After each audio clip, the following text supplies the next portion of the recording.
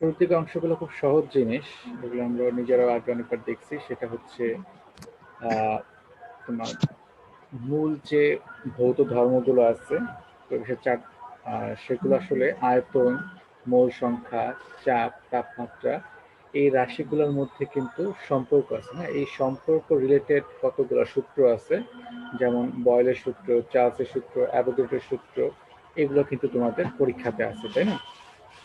তাহলে আমরা প্রথমে বয়েলের সূত্র থেকে শুরু করব। বয়েলের সূত্রটা ছিল হচ্ছে স্থির তাপমাত্রায় তোমার নির্দিষ্ট ভরের কোনো গ্যাসের আয়তন ওই গ্যাসের উপর প্রযুক্ত চাপের ব্যস্তানুপাতিক। তার মানে আমরা যে চাপ প্রয়োগ করব সেই চাপের সাথে আয়তনের সম্পর্ক ব্যস্তানুপাতিক। আয়তন যদি চাপ যদি বাড়ায় তাহলে আয়তন কমবে, বা আয়তন যদি চাপ যদি কমায় তাহলে আয়তন বাড়বে। এটি হচ্ছে সম্পর্ক ভি প্রপোর্শনাল টু 1/p, যেখানে পিটা হচ্ছে প্রযুক্ত চাপ আর ভিটা হচ্ছে গ্যাসের আয়তন। আচ্ছা, তাহলে এখানে এই প্রপোর্শনাল চিহ্নটা উঠাই দিলে একটা সমানুপাতিক ধ্রুবক কে চলে আসবে। তাহলে বি ইকুয়ালস টু হবে কে বাই পি। আর আমরা যদি তখন এই পিটাকে সমীকরণের বাম পাশে নিয়ে যাই তাহলে হবে পিভি ইকুয়ালস টু কে। তার মানে এখানে চাপ এবং আয়তনের গুণফলটা হচ্ছে ধ্রুব রাশি। তাহলে তোমার নির্দিষ্ট ভরের কোনো গ্যাসের ক্ষেত্রে স্থির তাপমাত্রায় তোমার চাপ এবং আয়তনের গুণফল সবসময় ধ্রুব থাকবে আদর্শ গ্যাসের ক্ষেত্রে। তো সেই ক্ষেত্রে আমরা যদি চাপের পরিবর্তন করি সে অনুযায়ী আয়তনও পাওয়া যাবে, এবং প্রত্যেক ক্ষেত্রে চাপ এবং আয়তনের গুণফল ধ্রুব হবে। তাহলে চাপ যদি পরিবর্তন করে আমরা P1, P2, P3 করি, তাহলে সেই ক্ষেত্রে আয়তন যথাক্রমে হবে তোমার V1, V2 এবং V3। তাহলে আমরা উপরের যে সমীকরণটা ছিল PV ইকুয়ালস টু ধ্রুবক, সেখান থেকে আমরা পাবো P1 V1 equals to P2 V2 equals to P3 V3 equals to K। এটাই হচ্ছে তোমার বয়েলের সূত্রের একটা গাণিতিক রূপ। আর এখানে যেহেতু আয়তন এবং চাপ আছে, আমরা এই দুইটার এককগুলোও জেনে নিতে পারি। যেমন চাপের একটা একক হচ্ছে এটিএম, 1 এটিএম ইকুয়ালস টু হচ্ছে 760 টর্ক, এটাও চাপের একটা একক। আর 1 এটিএম ইকুয়ালস টু হচ্ছে আবার 760 মিলিমিটার মার্কারি চাপ। 760 মিলিমিটার মার্কারি চাপ আবার সমান সমান হচ্ছে তোমার 1.01325 বার। চাপের আরেকটা হচ্ছে 101.325 কিলো প্যাসকেল। আর আরেকভাবে লেখা যায় সেটা হচ্ছে 1.01325 ইন্টু 10⁵ প্যাসকেল। এগুলো হচ্ছে চাপের বিভিন্ন একক। আর আয়তনের ক্ষেত্রে হচ্ছে 1 litre equals to 1 decimetre cube. আর 1 লিটার ইকুয়ালস টু হচ্ছে 1000 ml, বা 1 ডেসিমিটার কিউব ইকুয়ালস টু হচ্ছে 1000 সেন্টিমিটার কিউব। এগুলো হচ্ছে সেই তোমার আয়তনের একক। আর 1 মিটার কিউব সমান হচ্ছে 1000 ml বা 1000 ডেসিমিটার কিউব। এই এককগুলো জানা থাকলে আমাদের অঙ্ক করার সময় কনভার্ট করতে সুবিধা হবে। তো বয়েলের সূত্রে রিলেটেড কিছু লেখচিত্র আছে, যেমন একটা হচ্ছে ভি বনাম পি এর লেখচিত্র। তো যেহেতু ভি এর সাথে পি এর সম্পর্ক হচ্ছে ব্যস্তানুপাতিক, চাপ যত বাড়াবো আয়তন তত কমবে। সেই ক্ষেত্রে আমরা এরকম একটা নিম্নগামী বক্ররেখা পাবো। ঠিক আছে, ধরো এটা হচ্ছে T1 তাপমাত্রায়, আর তাপমাত্রা বাড়িয়ে যদি T2 করি তখন চিত্রটা হবে একই রকম, তবে এর উপর দিয়ে যাবে। এটা হচ্ছে T2 তাপমাত্রা, যেখানে T2 তোমার গ্রেটার দেন হচ্ছে T1। এর কারণ হচ্ছে তুমি স্যার, যখন তাপমাত্রা বাড়াবা তখন আয়তন বাড়বে, সেজন্য ওইটা লেখচিত্র উপর দিক থেকে শুরু হবে। হ্যাঁ, বলো। তার উল্টা করলে হবে না? মানে উপরে পি নিচে ভি দিলে একই চিত্র হবে না? হ্যাঁ, একই চিত্র হবে, একই চিত্র হবে, তবে আমরা আসলে ভি প্রপোর্শনাল টু পি করি। আর হচ্ছে B proportional to 1/p, sorry proportional না, বি বনাম পি, আর হচ্ছে বি বনাম 1/p এর লেখচিত্রগুলো অঙ্কন করি। কোনো কোনো বইতে ও আবার আচ্ছা। পি বাই ভি দেওয়া আছে, তাই না? বা অনলাইনে কোনো কোনো জায়গায় এরকম দেওয়া আছে। আবার আমরা ভি আচ্ছা। বনাম যদি 1/p এর লেখচিত্র অঙ্কন করি, ভি এর সাথে 1/p এর সম্পর্ক কিন্তু সমানুপাতিক। ভি এর সাথে 1/p এর লেখচিত্র হচ্ছে সমানুপাতিক। তার মানে 1/p এর মান তুমি যত বাড়াবা, 1/p এর মান বৃদ্ধি পাওয়া মানে কি? চাপ কমে যাওয়া না? জি স্যার। হ্যাঁ, কারণ 1/p এর মান বাড়া মানে হচ্ছে চাপের মান কমে যাওয়া। আর চাপের মান যত কমবে আয়তন কিন্তু তত বাড়বে। সেক্ষেত্রে এরকম মূল বিন্দুগামী একটা সরলরেখা পাওয়া যাবে, ঊর্ধ্বগামী সরলরেখা পাওয়া যাবে। কারণ 1/p এর মান বাড়া মানে হচ্ছে চাপ ধীরে ধীরে কমতেছে, আর চাপ কমলে আয়তন বাড়বে। এটা একটা লেখচিত্র। আর একটা হচ্ছে পিভি বনাম পি এর লেখচিত্র। তো আমরা অলরেডি দেখছি যে বয়েলের সূত্র অনুযায়ী পিভি ইকুয়ালস হচ্ছে কে, মানে ধ্রুব রাশি। তাহলে তুমি চাপ যতই বাড়াও না কেন, চাপ এবং আয়তনের গুণফল সবসময় কি থাকবে? ধ্রুব ধ্রুব। থাকবে। সেই ক্ষেত্রে আমরা এরকম একটা এক্স অক্ষের সমান্তরাল সরলরেখা পাবো। আর এই ক্ষেত্রে তুমি তাপমাত্রা যত বাড়াবা, সরলরেখাটা তত উপর দিক দিয়ে যাবে। ঠিক আছে, এরকম উপর দিক দিয়ে সরলরেখাগুলো পাওয়া যাবে। তো এই তিন ধরনের রেখাকে আসলে বলা হয় সমতাপীয় রেখা বা আইসোথার্ম বলা হয়, এই তিন ধরনের রেখাকে। তবে যখন এরকম আইসোথার্মের সংজ্ঞাটা আসবে আমরা বলবো ভি বনাম পি এর লেখচিত্র অঙ্কন করলে যে বক্ররেখা পাওয়া যায় তাকে সমতাপীয় রেখা বা আইসোথার্ম বলা হয়। ঠিক আছে, বয়েলের সূত্র অনুযায়ী ভি বনাম পি এর লেখচিত্র অঙ্কন করলে যে বক্ররেখা পাওয়া যায় তাকে সমতাপীয় রেখা বা আইসোথার্ম বলা হয়। তবে এই চিত্রে কিন্তু তিনটার ক্ষেত্রেই চাপ কিন্তু তাপমাত্রা কিন্তু স্থির, অর্থাৎ তিনটেই কিন্তু অ্যাকচুয়ালি আইসোথার্ম।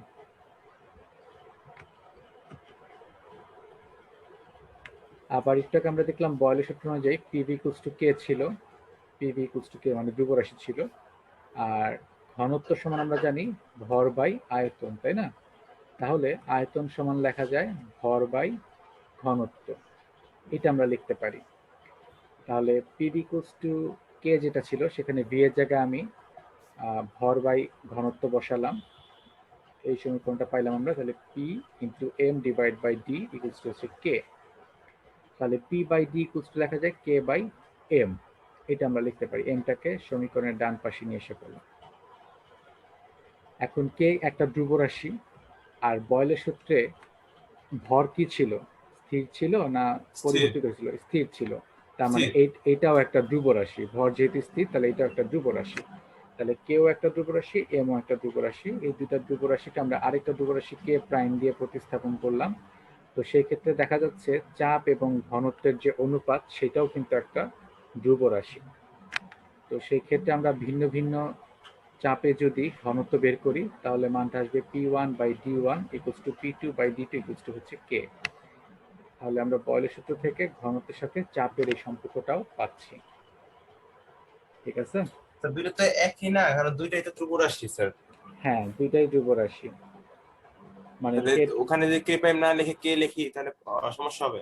সমস্যা হবে না, কিন্তু উপর একবার কে ইউজ করছি তো এখন এখানে আবার কে বাই এমটা হচ্ছে আরেকটা ধ্রুব রাশি, এই জন্য কে প্রাইম দিয়ে প্রকাশ করছি। কে ও দিয়ে আচ্ছা। প্রকাশ করলেও কোনো সমস্যা নেই। আচ্ছা। Okay. তাহলে এটা আমরা আরেকটা সম্পর্ক পাইলাম, ঠিক আছে, বয়েলের সূত্র থেকে।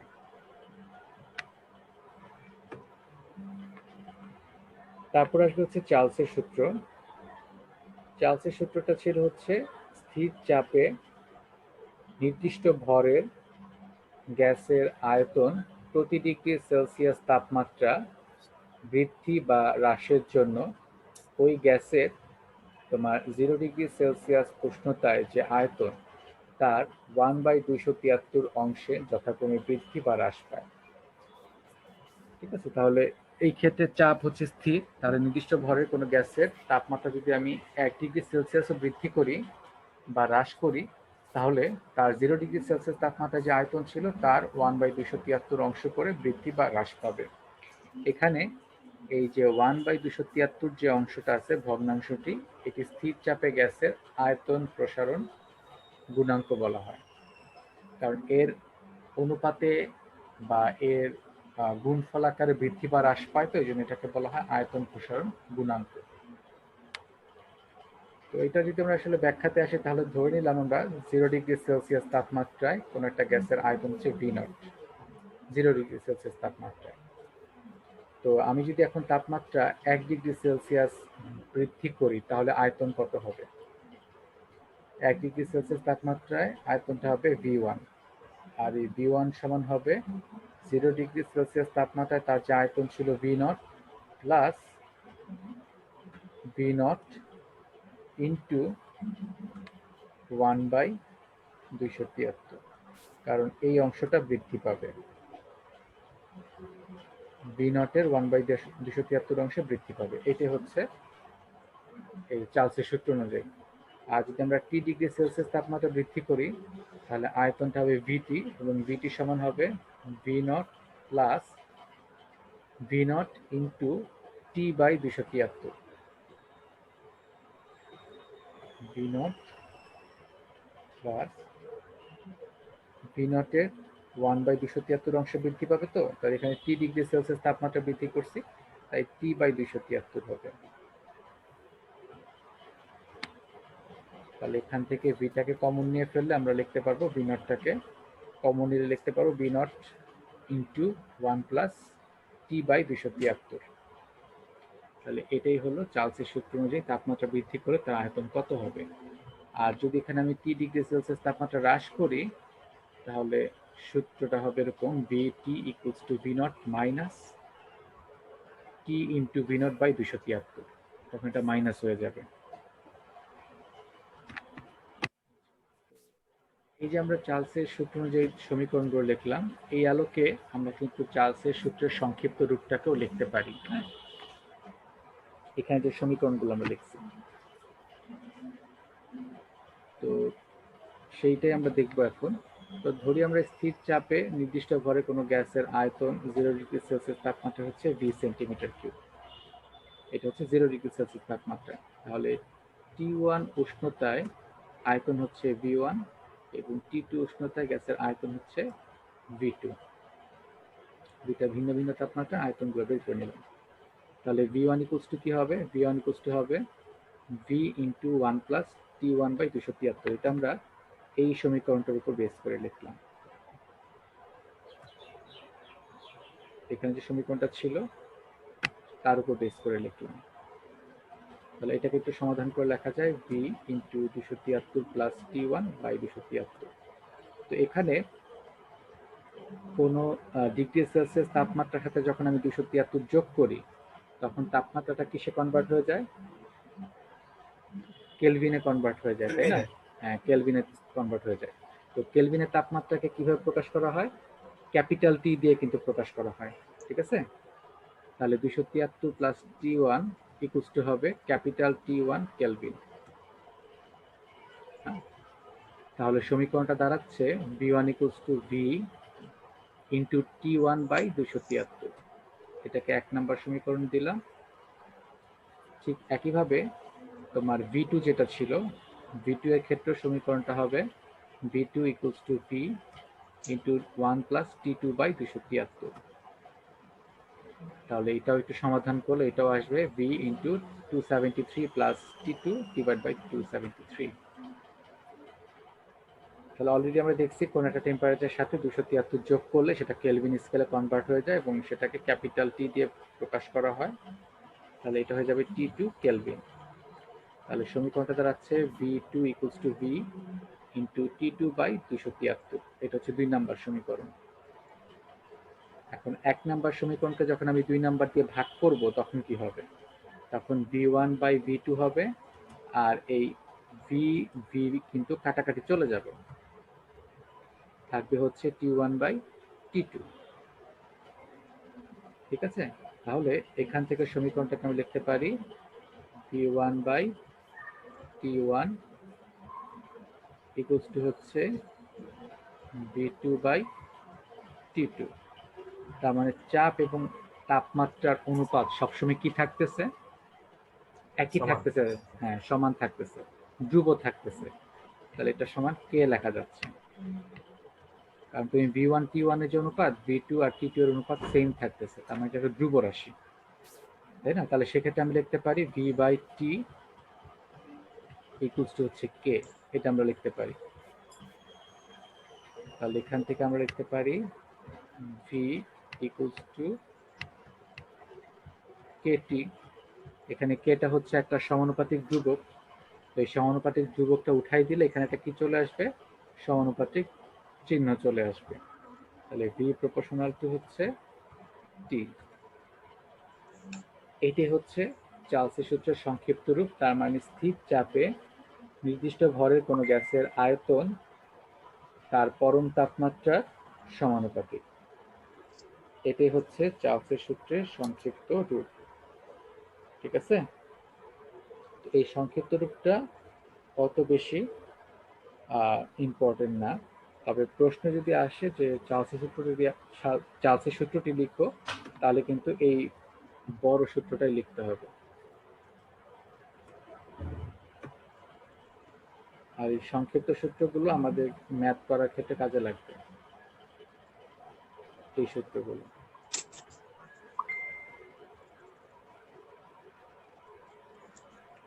ওকে, তাহলে এখানে আমরা ভি প্রপোর্শনাল টু টি পেলাম, ভি প্রপোর্শনাল টু টি। এই সম্পর্ক থেকে আমরা একটা যদি লেখচিত্র অঙ্কন করি, আয়তন বনাম তাপমাত্রা যে লেখচিত্র, তো এটার মূল বিন্দু হচ্ছে 0°C। আমরা যদি এখন আয়তন বনাম তাপমাত্রা লেখচিত্র অঙ্কন করি, তাহলে যে সরল রেখাটা পাওয়া যাবে সেটা কি মূল বিন্দুগামী হবে? সেগুলো কিন্তু মূল বিন্দুগামী হবে না। কারণ হচ্ছে, হ্যাঁ, কারণ হচ্ছে 0°C তাপমাত্রায় কোনো গ্যাসের আয়তন কিন্তু 0 হয় না। এই জন্য এগুলা মূল বিন্দুগামী হবে না, একটু উপর দিয়ে হবে। ঠিক আছে, আর P1 এর জন্য তুমি যে রেখাটা পাচ্ছ তার থেকে P2 এর রেখাটা উপরের দিকে আছে, কারণ দেখো এখানে সম্পর্ক দেওয়াই আছে P1 গ্রেটার দেন P2। তাহলে যেহেতু P2 এর মানটা ছোট, আমার এখানে চাপ কম, তাহলে আয়তন কি হবে, বেশি হবে। এই জন্য P2 এর ক্ষেত্রে রেখাটা উপর দিক দিয়ে গেছে। আবার P3 এর চাপ আরো কম, সেই ক্ষেত্রে আয়তনটার মান আরো বেশি হবে এবং ওই রেখাটা আরো উপর দিক দিয়ে যাবে। ঠিক আছে, তো এই রেখাগুলোকে যদি আমি পিছনের দিকে বর্ধিত করি আর কি, বাড়াই, তাহলে একটা সময় এসে কিন্তু সে এক্স অক্ষকে ছেদ করবে, তাই না? এবং যেই বিন্দুতে সে এক্স অক্ষকে ছেদ করতেছে ওই বিন্দুতে তোমার তার আয়তন কত হয়ে যাচ্ছে, 0। হ্যাঁ, আর তখন ওই তাপমাত্রাটা পাওয়া যাচ্ছে -273°C। এটার অ্যাকচুয়াল মানটা কত, -273.16°C। আচ্ছা, তাহলে এখানে এই যে আমরা আয়তন বনাম তাপমাত্রা যে লেখচিত্র অঙ্কন করলাম, এবং লেখচিত্র অঙ্কন করার পর যে আমরা একটা সরল রেখা পেলাম, তো এটাকে আমরা কি বলবো, এই জায়গায় যেহেতু চাপ স্থির তাই এটাকে বলা হয় আইসোবার। এটাকে বলা হবে আইসোবার। ঠিক আছে, তাহলে তোমার আয়তন বনাম তাপমাত্রার লেখচিত্র অঙ্কন করে চার্লসের সূত্র অনুযায়ী আয়তন বনাম তাপমাত্রার লেখচিত্র অঙ্কন করলে যে সরল রেখা পাওয়া যায় তাকে আইসোবার বলা হয়। এই হলো আইসোবারের সংজ্ঞা। তাহলে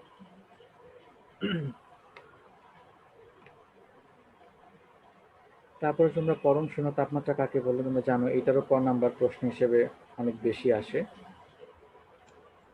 তো পরম শূন্য তাপমাত্রাটা কি, যে তাপমাত্রায় কোনো গ্যাসের আয়তন তাত্ত্বিকভাবে কি হয়ে যায়, শূন্য হয়ে যায়, তাই না? কোনো গ্যাসের আয়তন তাত্ত্বিকভাবে শূন্য হয়ে যায় তাকে পরম শূন্য তাপমাত্রা বলা হয়।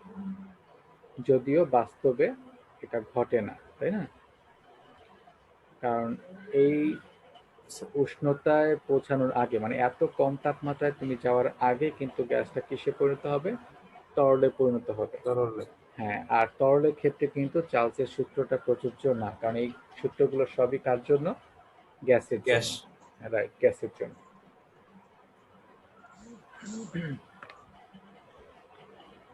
তো এই হলো গিয়ে তোমার পরম শূন্য তাপমাত্রার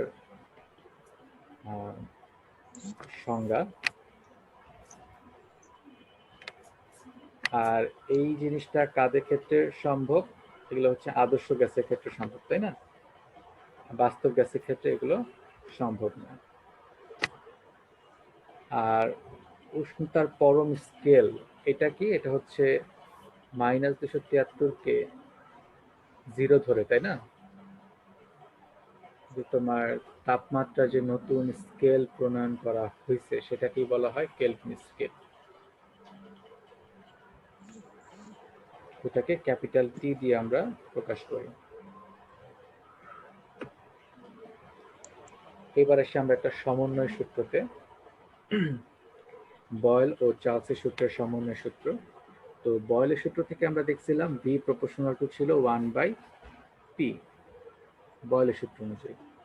আর চার্লসের সূত্র অনুযায়ী ছিল ভি প্রপোর্শনাল টু টি। তো বয়েলের সূত্রে ছিল তাপমাত্রা স্থির, আর চার্লসের সূত্র হচ্ছে চাপ স্থির। তাহলে এই দুইটা সূত্রকে যখন আমি একত্রিত করব তখন সম্পর্কটা দাঁড়াবে V proportional to T by P. তাহলে এখানে প্রপোর্শনাল চিহ্নটা উঠাই দিলে একটা সমানুপাতিক ধ্রুবক চলে আসবে, তখন সম্পর্কটা দাঁড়াবে V equals to K T by P. তো সেক্ষেত্রে আমরা লিখতে পারি পি ভি ইকুয়ালস টু হচ্ছে কে টি। তাহলে এখান থেকে আমরা আবার লিখতে পাচ্ছি P V by T equals to হচ্ছে কে।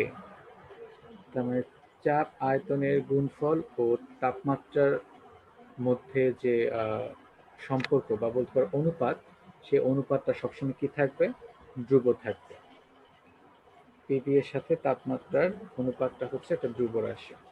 তাহলে আমি যদি ভিন্ন ভিন্ন তাপমাত্রায় কোনো গ্যাসের ভিন্ন ভিন্ন চাপে আয়তন নির্ণয় করি, তাহলে সেই ক্ষেত্রে তোমার সম্পর্কটা কি দাঁড়াবে সেটা দেখবো। যেমন T1 তাপমাত্রায় P1 চাপে কোনো গ্যাসের আয়তন যদি V1 হয় এবং T2 কেলভিন তাপমাত্রায় এবং P2 চাপে কোনো গ্যাসের আয়তন যদি V2 হয়, তাহলে সেক্ষেত্রে আমরা লিখতে পারবো P1 V1 by T1 equals to P2 V2 by T2। আমরা এইটা বের করতে পারবো। তাহলে এইটা হচ্ছে আরেকটা সম্পর্ক, ম্যাথ করার ক্ষেত্রে এটা আমাদের কাজে লাগতে পারে।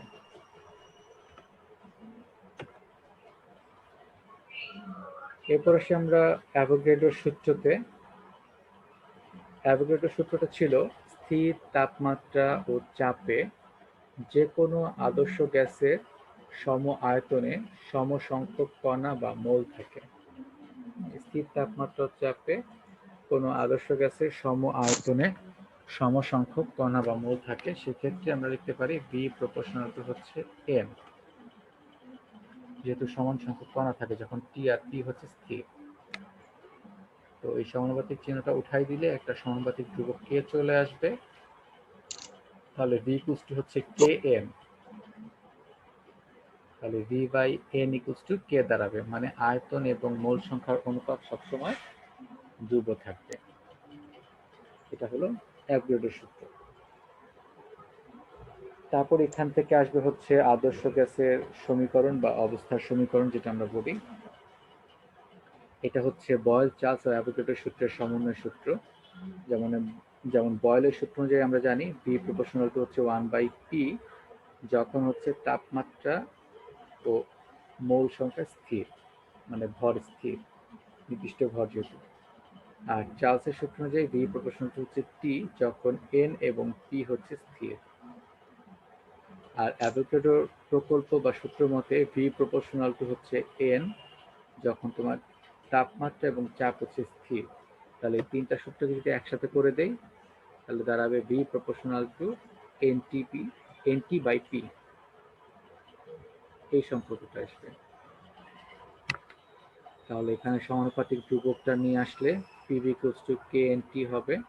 আর আদর্শ গ্যাসের ক্ষেত্রে কে কে আর দ্বারা প্রকাশ করা হয়, তাহলে সম্পর্কটা হচ্ছে পিভি ইকুয়ালস টু এন আর টি। এটাই হচ্ছে আদর্শ গ্যাসের সমীকরণ। এখানে আর কে মোলার গ্যাস ধ্রুবক বা সার্বজনীন গ্যাস ধ্রুবক আমরা বলে থাকি। এতটুকু হচ্ছে খুবই কমন জিনিস, এগুলো তোমরা ফিজিক্সেও পড়ো, তাই না? ফিজিক্সও এই জিনিসগুলো তোমরা পড়ছো। এরপর আসি আমরা গিয়ার-লুসাকের চাপীয় সূত্র। এটাও তো তোমাদের সিলেবাসের অন্তর্ভুক্ত, তাই না? এই চাপীয় সূত্রটা তোমাদের কারো মনে আছে? এই চাপীয় সূত্রটা এখানে কিন্তু লেখা আছে সংক্ষিপ্ত রূপটা, যে স্থির আয়তনে নির্দিষ্ট পরিমাণ কোনো গ্যাসের চাপ তার পরম তাপমাত্রা সমানুপাতিক। স্থির আয়তনে নির্দিষ্ট পরিমাণ কোনো গ্যাসের চাপ তার পরম তাপমাত্রা সমানুপাতিক। তাহলে পি প্রপোর্শনাল টু হচ্ছে টি, মানে চাপ প্রপোর্শনাল টু হচ্ছে পরম তাপমাত্রা। তাহলে এখানে আমরা সমানুপাতিক চিহ্নটা উঠাই দিলে একটা সমানুপাতিক ধ্রুবক কে চলে আসবে।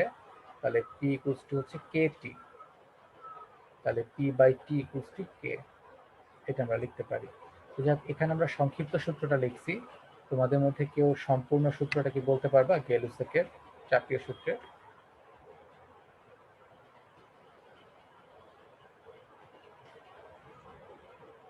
কারো মনে আছে? এটা হচ্ছে ঠিক চার্লসের সূত্রের মতো। ওইটা ছিল হচ্ছে নির্দিষ্ট স্থির চাপে নির্দিষ্ট ভরে কোনো গ্যাসের আয়তন 0 ডিগ্রি সেলসিয়াস প্রতি ডিগ্রি সেলসিয়াস তাপমাত্রা বৃদ্ধি বা হ্রাসের জন্য ওই গ্যাসের 0 ডিগ্রি সেলসিয়াস তাপমাত্রায় যে আয়তন তার 1/273 অংশে যথাক্রমে বৃদ্ধি বা হ্রাস পায়। আর গেলুসেকের চাপের সূত্র হচ্ছে স্থির আয়তনে নির্দিষ্ট ভরের কোনো গ্যাসের চাপ প্রতি ডিগ্রি সেলসিয়াস তাপমাত্রা বৃদ্ধি বা হ্রাসের জন্য ওই গ্যাসের তোমার 0 ডিগ্রি উষ্ণতায় যে চাপ তার 1/273 অংশে যথাক্রমে বৃদ্ধি বা হ্রাস পায়। এটা হচ্ছে গেলুসেকের চাপীয় সূত্র, এখন যেটা বললাম। আর এটারই সংক্ষিপ্ত রূপটা এখানে আমরা দেখে নিচ্ছি।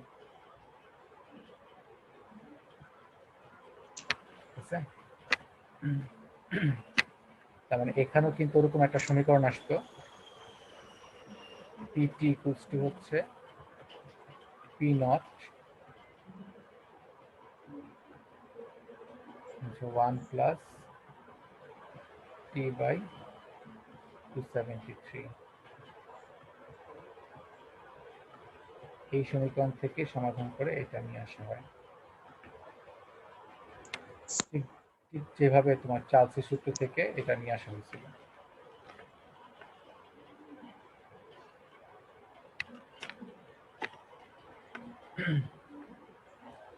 তো গেলুসেকের চাপের সূত্র থেকে আমরা যদি ভিন্ন ভিন্ন তাপমাত্রায় ভিন্ন ভিন্ন চাপ পাই, যেমন T1 ও T2 তাপমাত্রা যথাক্রমে চাপ যদি হয় P1 ও P2, তাহলে এখান থেকে সূত্রটা লেখা যাবে P1 by T1 equals to P2 by T2 equals to হচ্ছে K।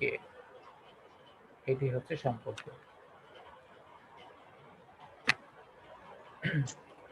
এবার আরো কয়েকটা জিনিস আমরা জেনে নিব, যে এসটিপি, এসএটিপি, এনটিপি এই জিনিসগুলো কি। আমরা সবাই এসটিপির ফুল ফর্মটা জানি, স্ট্যান্ডার্ড টেম্পারেচার অ্যান্ড প্রেশার। তো এখানে স্ট্যান্ডার্ড টেম্পারেচার হচ্ছে 0 ডিগ্রি সেলসিয়াস বা 273 কেলভিন এসটিপিতে। প্রেশার হচ্ছে 1 এটিএম, বা এটাকে তোমরা 101.325 কিলো প্যাসকেলও লিখতে পারো। আয়তন হচ্ছে 22.4, মানে 22.414 লিটার। আর এসএটিপিটা হচ্ছে standard ambient temperature and pressure. তো এই ক্ষেত্রে টেম্পারেচার হচ্ছে 25 ডিগ্রি সেলসিয়াস বা 298 কেলভিন বলতে পারো। চাপটা হচ্ছে 100 কিলো প্যাসকেল, মানে এটা 0.98 এটিএম এর মতো। আর আয়তন হচ্ছে 24.789 লিটার, এটা এসএটিপি। আর এনটিপি হচ্ছে এমবিএনটা কি স্যার? কোনটা কোনটা? এমবিয়েন্ট হচ্ছে কক্ষ তাপমাত্রা, যেটা কক্ষ। আচ্ছা। আর এনটিপি হচ্ছে তোমার ন্যাচারাল টেম্পারেচার অ্যান্ড প্রেশার, সেটা হচ্ছে তোমার 20 ডিগ্রি সেলসিয়াস বা 293 কেলভিন। পিটা হচ্ছে 1 এটিএম, মানে এসটিপির সমানই। আর আয়তনটা হচ্ছে 24.055 লিটার। ঠিক আছে, এটা এনটিপির ক্ষেত্রে আয়তনের মান।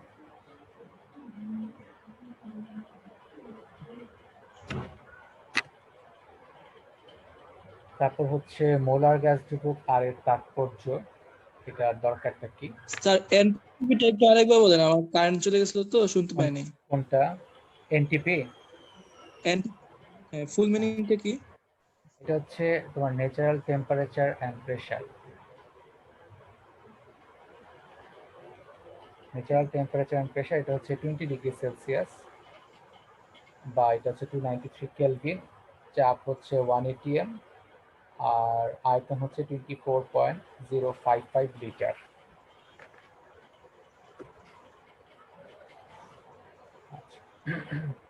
আর মোলার গ্যাস ধ্রুবক আর ঠিক এর আছে, হয়েছে। তাৎপর্যটা কি সেটাও একটু জেনে নেব। ঠিক আছে। হ্যাঁ, তো এখানে আমরা আর ওইটাকে নর্মাল টেম্পারেচার অ্যান্ড প্রেশারও বলা হয়, একদম স্বাভাবিক অবস্থায় যেটা, ঠিক আছে, একই কথা। আচ্ছা, এখানে আর এর সমীকরণটা ছিল আদর্শ গ্যাসের যে সমীকরণ, পিভি ইকুয়ালস টু হচ্ছে এনআরটি। তো আর ইকুয়ালস হচ্ছে পিভি বাই এনটি। পি হচ্ছে তোমার চাপ, ভি হচ্ছে আয়তন, এন হচ্ছে মোল, আর টি হচ্ছে তাপমাত্রা। তো চাপ সমান কি? বল বাই ক্ষেত্রফল, তাই না? বল বাই ক্ষেত্রফল, বা তুমি এখানে বলতে পারো দৈর্ঘ্য স্কোয়ার। আর আয়তন হচ্ছে দৈর্ঘ্য cube divide by mole into kelvin. তো এখানে কাটাকাটি করলে উপরে শুধুমাত্র দৈর্ঘ্য থাকবে, আর দৈর্ঘ্যের সাথে তোমার বলের যখন আমরা গুণফল করব তখন কি পাওয়া যাবে? কাজ পাওয়া যাবে, তাই না? এফ ইন্টু এস, এটা সমান কি? ওয়ার্ক। হুম। তাহলে আর ইকুয়ালস টু হচ্ছে ওয়ার্ক ইন্টু ইন্টু পার mole per kelvin, per mole per kelvin. তার মানে এর ফুল মিনিংটা দাঁড়াবে 1 কেলভিন তাপমাত্রা বৃদ্ধিতে 1 মোল আদর্শ গ্যাস স্থির চাপের বিরুদ্ধে প্রসারিত হলে গ্যাস কর্তৃক যে কার্য সম্পাদিত হয় বা যে কাজ সম্পাদিত হয় তার মানই হলো আর এর মানের সমান, ঠিক আছে? তাহলে 1 মোল আদর্শ গ্যাসের তাপমাত্রা 1 কেলভিন বৃদ্ধি করলে তোমার স্থির চাপের বিরুদ্ধে প্রসারণজনিত যে কাজটা হয়, স্থির চাপের বিরুদ্ধে প্রসারণজনিত যে কাজটা হয় সেটা কি বলা হয়? আর, বা তার মানটাই হচ্ছে আর এর মানের সমান। এটাই হচ্ছে তাৎপর্য এই অংশ থেকে।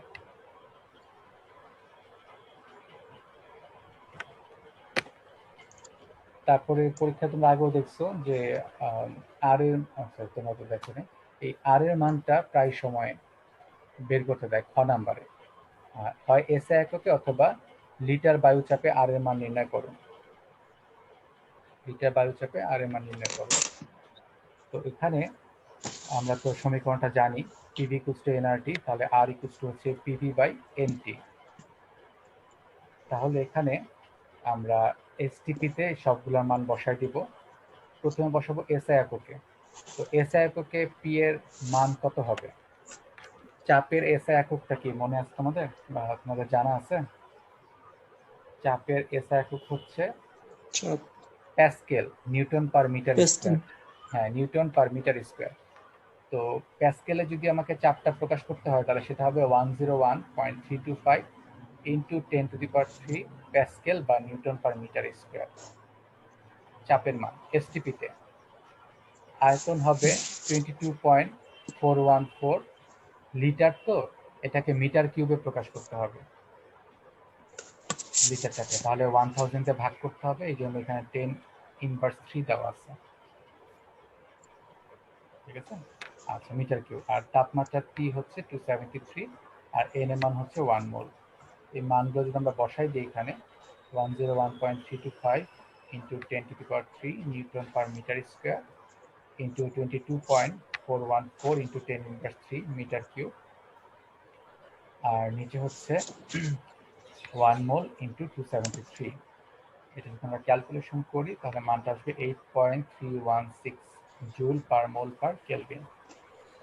এখানে আমরা যে সমস্যাটা করি, আমাদের অনেকেরই যেহেতু এসআই এককে আর এর মান মুখস্থ, আমরা অ্যান্সারটা এইটাই বসাই, কিন্তু এই জায়গায় মান বসানোর সময় ভুল মান বসাই।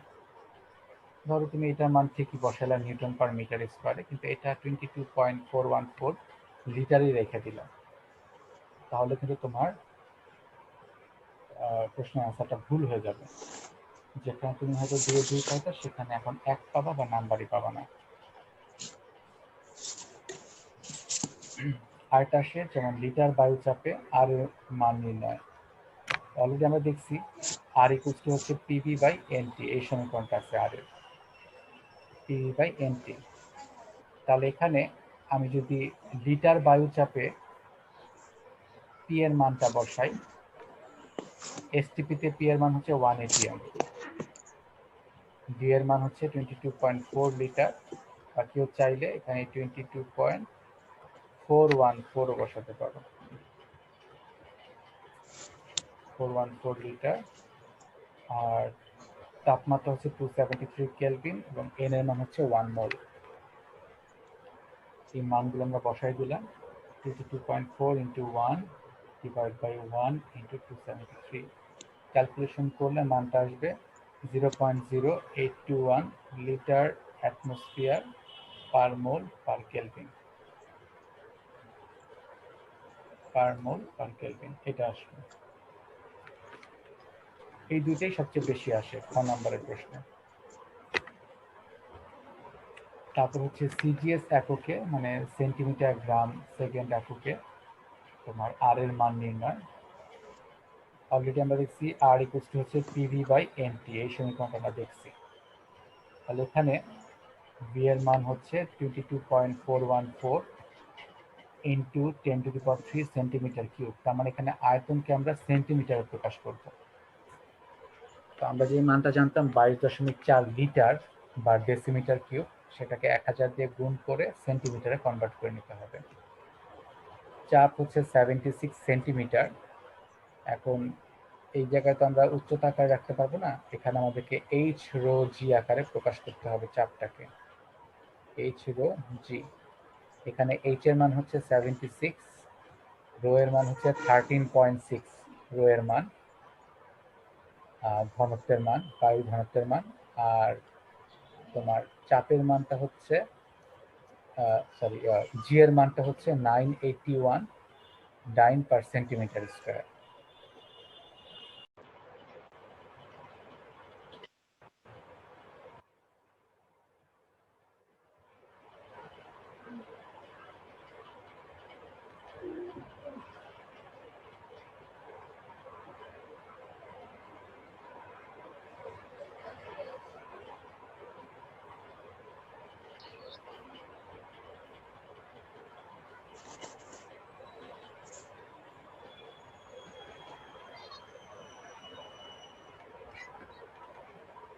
আচ্ছা আচ্ছা, যেটা বলছিলাম আর কি, এইচ রো জি, এখানে এইচ এর মান হচ্ছে 76, রো এর মান হচ্ছে 13.6, আর জি এর মান হচ্ছে 981, আর টি এর মান হচ্ছে 273, আর এন এর মান হচ্ছে 1 মোল।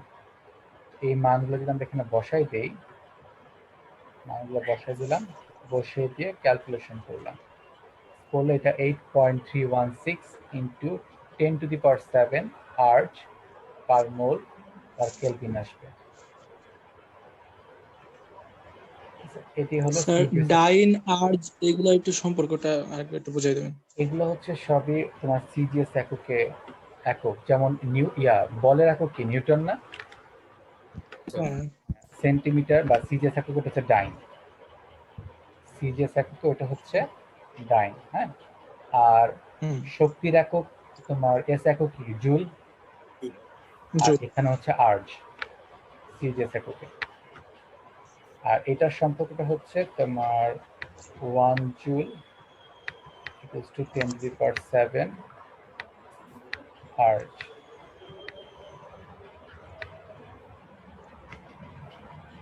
এটা তোমরা ইয়াতেও পড়ছিলা, গুণগত রসায়ন ফার্স্ট পেপারের সেকেন্ড হ্যাঁ, অধ্যায় এই ফার্স্ট সম্পর্কে হ্যাঁ পড়ছিলা এটা। এই হলো তোমার বিভিন্ন এককে আর এর মান নির্ণয়টা। এটা গুরুত্বপূর্ণ একটা অংশ, এটা পড়তে হবে, হ্যাঁ। সিজিএস টা তো বেশি ইম্পর্টেন্ট না। তারপর আমরা ওই ডাল্টনের আংশিক চাপ সূত্রে আসবো আর কি। তার আগে আংশিক চাপটা কি সেটা একটু জেনে নেই। আংশিক চাপ জিনিসটা হলো তোমার নির্দিষ্ট তাপমাত্রায় পরস্পর বিক্রিয়াহীন কোনো গ্যাস মিশ্রণের নির্দিষ্ট গ্যাস কর্তৃক পাত্রের গায়ে আলাদা আলাদাভাবে যে চাপ তোমার পরিলক্ষিত হয় তাকে ওই গ্যাসের আংশিক চাপ বলে। বা সংজ্ঞাটাকে আমি এভাবেও বলতে পারি যে নির্দিষ্ট তাপমাত্রায় পরস্পর বিক্রিয়াহীন একাধিক গ্যাস মিশ্রণের যে কোনো একটি উপাদান গ্যাস মিশ্রণের সম্পূর্ণ আয়তন দখল করে যে চাপ প্রয়োগ করে তাকে ওই গ্যাসের আংশিক চাপ বলে। এই সংজ্ঞাটা আমরা লিখতে পারি, ঠিক আছে? আচ্ছা, যেমন ধরো আমি একটা পাত্র নিলাম, এই পাত্রের মধ্যে এ, বি আর সি তিনটা গ্যাস আছে। গ্যাস তিনটা পরস্পর সাথে বিক্রিয়া করতেছে না। এই অবস্থায় এই এ গ্যাসটা এই মিশ্রণের সম্পূর্ণ আয়তন ধর হচ্ছে ভি, সম্পূর্ণ আয়তন ভি দখল করে একা যে চাপটা প্রয়োগ করে সেটাই হচ্ছে ওই এ গ্যাসের আংশিক চাপ পি এ। বি গ্যাসটা যে চাপ প্রয়োগ করে তাকে বলা হয় বি গ্যাসের আংশিক চাপ পিবি এবং সি গ্যাসেরটাকে বলা হয় পিসি। এগুলো হচ্ছে আংশিক চাপ। আর ডাল্টনের আংশিক চাপ সূত্রটা হলো নির্দিষ্ট তাপমাত্রায় পরস্পর বিক্রিয়াহীন একাধিক গ্যাস মিশ্রণের মোট চাপ উপাদানগুলোর তোমার আংশিক চাপের সমষ্টির সমান। তাহলে একটা ভি আয়তনের পাত্রে যদি একাধিক গ্যাস থাকে, ধরো তিনটা গ্যাস আছে P1 এ, বি এবং সি, তিনটা গ্যাস আছে। এই তিনটা গ্যাসের আংশিক চাপ যথাক্রমে ধরো P1, P2 এবং P3 হলে মিশ্রণের মোট চাপ P সমান হবে P1 plus P2 plus P3। এটাই ছিল ডাল্টনের আংশিক চাপ সূত্র, ঠিক আছে?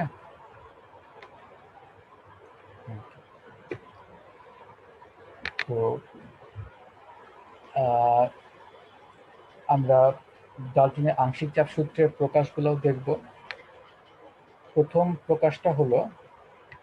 আমরা যেভাবে প্রকাশ করি সেটা হচ্ছে যখন বিভিন্ন চাপে সঞ্চিত গ্যাসটি একটি খালি পাত্রে মিশ্রিত করা হয়।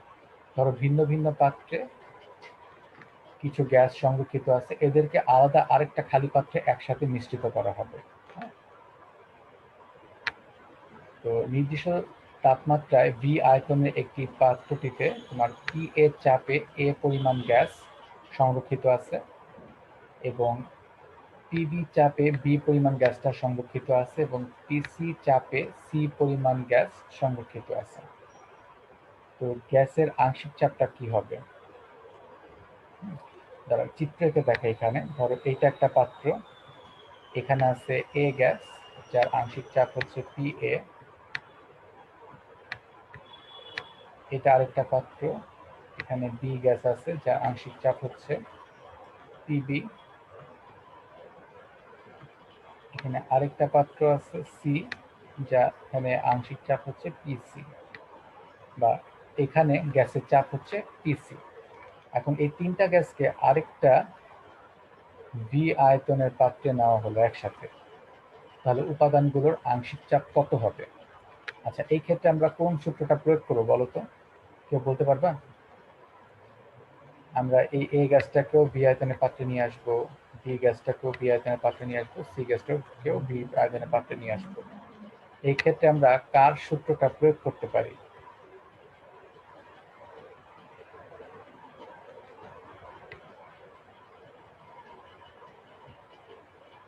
কেউ বলতে পারবা? এখানে আমরা বয়েলের সূত্র প্রয়োগ করব, কারণ এখানে তোমার ধরো বি এ পরিমাণ গ্যাস আছে, এখানে বি পরিমাণ গ্যাস আছে, এখানে বি সি পরিমাণ গ্যাস আছে।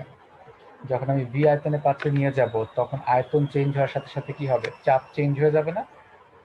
তাহলে এই বড় পাত্রটাতে, মানে এই ভি আয়তনের পাত্রে গ্যাসে এর চাপটা কত হবে? এই বড় ভি আয়তনের পাত্রে এ গ্যাসের চাপই হবে তার আংশিক চাপ, কারণ মিশ্রণের সম্পূর্ণ আয়তন দখল করে সে যে চাপ প্রয়োগ করে সেটাকে বলা হয় তার আংশিক চাপ। সেটাকে আমরা এফ দিয়েও প্রকাশ করতে পারি। এফ এ ইকুয়ালস টু হবে তার আদি চাপ ইন্টু আদি আয়তন, তার মানে P A into V A divide by হচ্ছে মিশ্রণের সম্পূর্ণ আয়তন। ঠিক একইভাবে বি গ্যাসের আংশিক চাপ হবে F B equals to P B V B divide by capital V, এবং সি গ্যাসের চাপটা হবে P C V C divide by V. এটা হচ্ছে বয়েলের সূত্র আমরা প্রয়োগ করছি, P one V one equals to P two V two. তাহলে আদি চাপ পি এ, এটা আদি আয়তন ভি এ, আর নতুন চাপটাই হবে তার আংশিক চাপ, সেটা হচ্ছে এফ এ, আর মিশ্রণের সম্পূর্ণ আয়তনটা হচ্ছে ভি। তাহলে এফ এ সমান লেখা যাবে P A V A divide by মিশ্রণের সম্পূর্ণ আয়তন ভি। তো এইভাবে যখন আলাদা আলাদাভাবে সংরক্ষিত গ্যাসগুলোকে অন্য আরেকটি পাত্রে একসাথে মিশ্রিত করা হয়, তখন এইভাবে বয়েলের সূত্র প্রয়োগ করে আমরা প্রত্যেকটা উপাদানের আংশিক চাপ নির্ণয় করতে পারবো। ঠিক আছে, এটা হচ্ছে ডাল্টনের প্রথম সমীকরণ।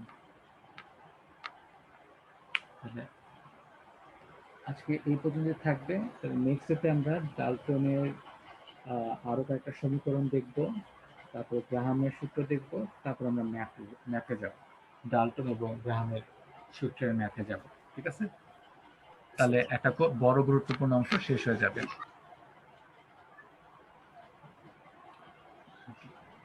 তো মিনিমাম 4টা ক্লাস লাগবে আর কি, 4টা থেকে 3টা ক্লাস লাগবে শেষ করতে, 4টা ক্লাস মতো লাগবে, তাহলে এই চ্যাপ্টারটা শেষ হয়ে যাবে।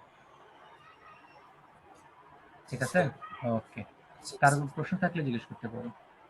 এগুলো সহজ জিনিস, তোমরা আগেও পড়ছো, কলেজেই কি এগুলো পড়ানো হয়েছিল, সময় কি পাওয়া গেছিল? হ্যাঁ, কলেজে চ্যাপ্টারটা পড়ানো হয়েছিল না? না মনে হয়। হ্যাঁ, ঠিক আছে, তাহলে আজকে এই পর্যন্ত থাকুক, নেক্সট ক্লাসে এর পরের অংশ থেকে শুরু করবো। হ্যাঁ, ওয়ালাইকুম আসসালামু আসসালাম। আলাইকুম স্যার। হ্যাঁ, ওয়ালাইকুম আসসালাম। আসসালামু আলাইকুম। হ্যাঁ, ওয়ালাইকুম আসসালাম।